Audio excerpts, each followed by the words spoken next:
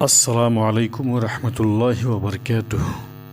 اللہ تعالیٰ آپ لوگوں کو اپنے حفظ و امان میں رکھے۔ آج میں آپ لوگوں کے سامنے وہی اورنگزیب رحمۃ اللہ علیہ جس کو موضوع بحث بنایا جا رہا ہے، جس کی لاش کو یا جس کی قبر میں جس کی قبر کو یا جس کے تاریخی ورثہ کو توڑنے کی اور اس پر کچھ واش روم یا ٹوائلٹ بنانے کی بات ہو رہی ہے، اس کے بارے میں کچھ میں بتانے والا ہوں۔ میں آپ لوگوں سے یہ گزارش بھی کرتا ہوں کہ غور سے سنیں اور اپنا چینل جو ٹرو اینڈ ریئلٹی 2 کے نام سے ہے اس کو سبسکرائب کریں، لائک کریں، شیئر کریں اور بیل آئیکن کو لازماً پریس کریں۔ سامعین، اورنگزیب عالمگیر رحمۃ اللہ علیہ ایک تاریخی شخصیت ہے۔ وہ 17ویں صدی میں 49 سال تک کامیاب حکمراں کے طور پر کام کرتے رہے، حکومت چلاتے رہے۔ سیاسی جماعتیں ایک مخصوص طبقہ کا ووٹ لینے کے لیے ان کو ظالم بادشاہ کے طور پر پیش کرتی ہیں، جو کہ صحیح نہیں ہے۔ سماج میں کشیدگی اور تنازع اور جھگڑا کو بڑھانے کے لیے میڈیا بھی، جس کا کام کچھ اور تھا، وہ اورنگزیب کو موضوع بحث بناتی ہے۔ تو کیا حقیقت میں 300 سال پہلے کا جو حکمراں ہے، جس نے بہت ہی تقویٰ کے ساتھ، پرہیزگاری کے ساتھ، رواداری کے ساتھ اور ہندو مسلم کو لے کر چلنے کے ساتھ ساتھ جس نے 300 سال پہلے 50 سال تک حکومت کی ہے اور حکومت کر کے وہ چلے بھی گئے، تو کیا آج وہ بھارت کا مسئلہ ہے؟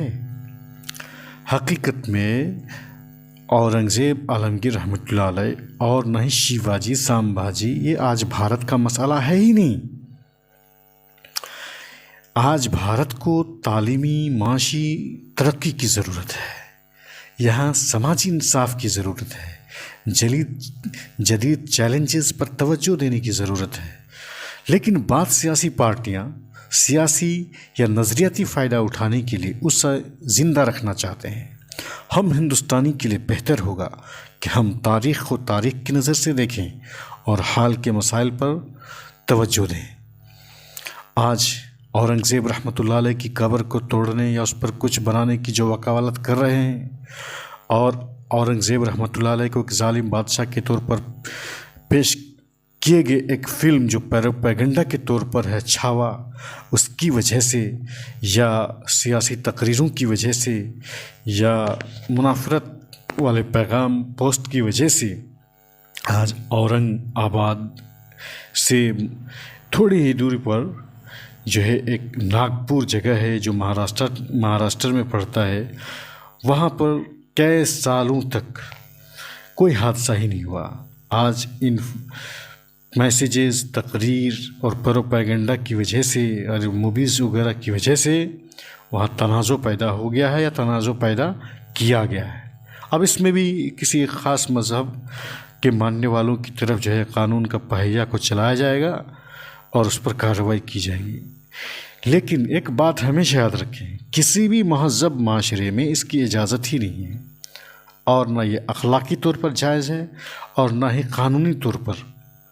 یہ تو جو فرقہ وارانہ فساد ہے یا پیغام ہے یا عالمگیر رحمۃ اللہ علیہ کے بارے میں جو بیان کرنے کی بات ہے، یہ نفرت کو بڑھاوا دے گا۔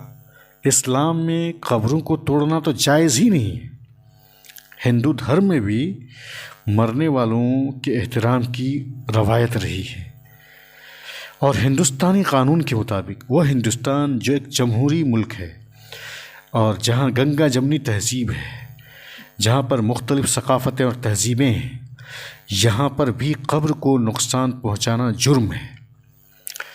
آرکیالوجیکل سروے آف انڈیا تاریخی ورثہ کی حفاظت کرتے ہیں۔ یہ تو حفاظت کرنے کی بات ہوئی، مذہبی بات ہوئی، لیکن ایک بات ہمیشہ ذہن میں رکھیے، قبر کو توڑنے سے ماضی کی حقیقت جو 49 سالہ ان کا دور حکومت ہے نہیں بدلے گی، اور ماضی کی جو حقیقت جو تاریخ کی شکل میں ہے وہ تاریخ بھی کبھی نہیں بدلے گی۔ تو کرنا کیا ہے؟ حقیقی ترقی اس میں یہ ہے کہ لوگ ماضی کے جھگڑوں میں الجھنے کے بجائے مستقبل فیوچر کی بہتری کے لیے کام کریں۔ ان کی قبر کو توڑنے اور بے حرمتی کرنے سے کوئی فائدہ نہیں ہوگا، بلکہ نفرت، بدامنی اور غیر ضروری جھگڑا کو یہ جنم دے گا۔